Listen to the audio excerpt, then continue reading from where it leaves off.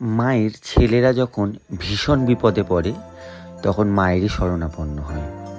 আমি আজকে আলপনা আর্টিস্ট হিসেবে নয়, আমি আজকে আমার একটা ছোট্ট গল্প বলবো মেয়েকে নিয়ে। সময়টা মার্চ মাস। আমার মেয়ে খুব অসুস্থ। ডাক্তার বলছেন ভুল ট্রিটমেন্টের কারণে মেয়ের অবস্থাটা খুব সংকটজনক। আমার কাছে তখন মা ছাড়া কেউ নেই। আমি প্রথমে বড় মাকে আমার মনের কথা জানালাম এবং আমার বিদ্যাশ্রী, আমার একজন ক্লায়েন্ট, সে আমাকে বলল, তো রামপুরহাটে একটি বাবলাকালী মা আছে, সে মাকে গিয়ে নিজের কথা বল। রামপুরহাট আমাদের হসপিটালের পাশে কিন্তু মায়ের স্থান। সেখানে গিয়ে তখন ঝরঝর করে বৃষ্টি পড়ছে এবং বৃষ্টিতে আমি নিজের মনের কথা মাকে বললাম। মনের কথা মুখ দিয়ে বলতে পারিনি, শুধুমাত্র কেঁদেছি, হাও হাও করে কেঁদেছি। খালি মাকে বলেছি, মা আমার মেয়েকে ফিরিয়ে দাও। আমি আমার সমস্ত কিছু, আমার সমস্ত শিল্প সত্তা দিয়ে আমি তোমার মন্দিরকে সাজিয়ে দেব। বিশ্বাস করুন, আমার ডাক্তারবাবু বলেছিলেন উনি আমার মেয়ের জন্য যথেষ্ট, কি বলবো, উনি সত্যিই ভগবান রূপী ছিলেন এবং মায়ের আমার পাশে ছিলেন। তো ডাক্তারবাবু বলেছিলেন তোমার মেয়ের যা কন্ডিশন, যদি একটু এর থেকে বাড়াবাড়ি হয় তোমার মেয়েকে কিন্তু আমাদের পক্ষে এখানে রাখা সম্ভব নয়, তোমার মেয়েকে বর্ধমান ট্রান্সফার করতে হবে, কারণ মেয়ের ট্রিটমেন্টটাই প্রথমে ভুলভাল ছিল। তো যাই হোক, এই মাকে আমি ডাকি, হাউ হাউ করে কাঁদতে কাঁদতে আমার মেয়েকে ভিক্ষে চাই। তো আমার মা কিন্তু নিরামিষ করেনি। এই বাবলাকালী মাকে আমি সেই জন্য সাজানোর জন্য আমি চলে এসেছিলাম একাই, এবং আমি যখন ছুটি হয় তখন আমি বলে এসেছিলাম যে আপনাদের যখন অনুষ্ঠান হবে আমাকে বলবেন, আমি মায়ের পুরো সাজানোর দায়িত্ব আমার থাকবে। তো সেই জন্য আমি এখানে কাউকে সঙ্গে খুব একটা নিইনি, কিন্তু আমার যেহেতু শরীরটা একটু অসুস্থ ছিল আমি ফেসবুকে দিয়েছিলাম যে যদি কেউ থাকে সেটার জন্য।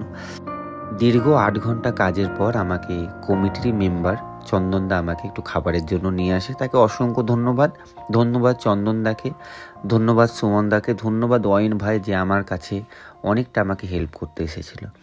এবং এই কাজটা আমি সত্যি বলছি নিজের জীবনের সর্বোচ্চ দিয়ে করার চেষ্টা করেছি, কারণ আমি মাকে সাজানোর জন্য কোনো ত্রুটি আমি রাখিনি।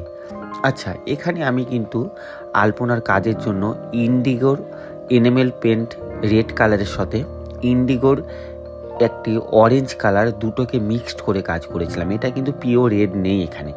আমি আগেই বলি আমি খুব রেডটা টকটক করে, তাই আমি একটু রেডের সাথে কমলা মিশিয়ে কিন্তু এই কালারটা রেডি করেছিলাম। তো তোমরা আশা করছি বুঝতে পারছো, এবং তার সাথে ইন্ডিগোর হোয়াইটে আমি কিন্তু পুরো কাজটা দিয়েছি, কারণ এটা যেহেতু মার্বেলের ছিল, গ্রানাইট বসানো তো সেই জন্য এখানে করা হয়েছে। তো আমার গল্পটা তোমরা শুনলে, সত্যি কথা বলতে কিছু সময় ভগবান আর মা বাবার কাছে এই মায়েরাই সমস্ত কিছু থাকে।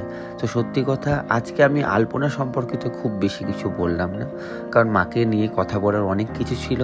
কারণ মেয়ের সমস্ত কিছু নিয়ে তো আমি ব্লগ বানাতে পারি না, কারণ ওটা আমার বিবেকে লাগে।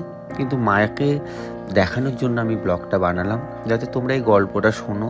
এবং বিশ্বাস করো, আমাদের কাছে যখন কেউ থাকে না তখন মা থাকে, ভগবান রূপী ডাক্তারবাবুরা থাকেন।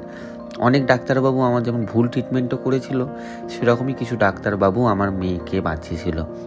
ধন্যবাদ রামপুরহাট সদর হসপিটাল, ধন্যবাদ রামপুরহাটের প্রত্যেকটা ডাক্তার, নার্স, এবং আমার আর একজন ক্লায়েন্ট যিনি আমাকে বাইরে থেকে, নিবেদিতা দি, আমাকে বাইরে থেকে অনেক হেল্প করেছিলেন এই বিষয় নিয়ে। সবাইকে ধন্যবাদ। এবং রামপুরহাটবাসী, আমি নিজেও গর্বিত যে রামপুরহাটে আমাদের এরকম একটা হসপিটাল আছে এবং বাবলাকালী মা আছে আমাদের কাছে। যার কিছু হোক না কেন, এর মায়ের কাছে আসো, মন ভরে প্রাণ ভরে মাকে ডাকো, মা তোমাদের সত্যি নিরাশ করবে না। তোমরা সবাই ভালো রেখো। কাজটা কেমন লাগলো জানাবে। আজকে কাজের থেকে মাকে নিয়েই কথাটা বলা বেশি হলো, কারণ মাকে নিয়ে বলার অনেক কিছু আছে, কিছুই বলার হয় না। তো তোমরা ভালো থেকো, সবাই সুস্থ থেকো। আর যদি কেউ ভাবো যে আমার পরবর্তী ক্লাসে জয়েন করবে, সেই ক্লাসগুলোতে জয়েন করো। ধন্যবাদ সবাইকে, সবাই ভালো থেকো।